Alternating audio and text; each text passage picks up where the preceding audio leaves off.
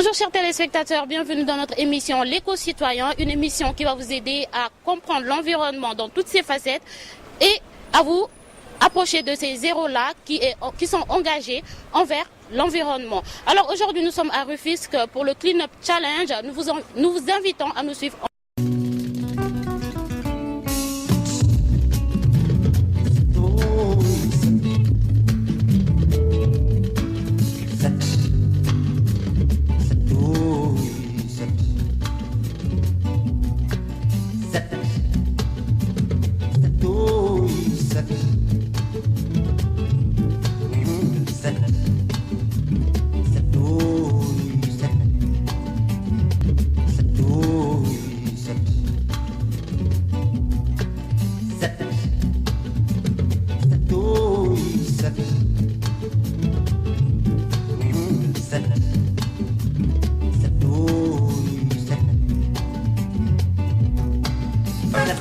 Donc voilà, globalement c'est ça la situation. Donc vous vous occupez du curage ou vous accompagnez le curage en l'accompagnement la collecte, en faisant la collecte après? Justement, parce que le curage en réalité c'est pas de notre compétence. Okay. Ce que nous faisons c'est plutôt mettre en place le dispositif qui est chargé donc d'accompagner après que le curage soit fait. D'accord. Donc globalement c'est ça. Les associations me signalent souvent quelquefois des difficultés d'accès à certains véhicules de collecte. Okay. Bon, je pense que c'est des zones peut-être où les habitations ne permettent pas le passage. Il y a deux réalités. Bon, nous sommes là avec les autorités de Rufisque. Rufisque, globalement, il y a des zones qui sont considérées d'anciens villages traditionnels.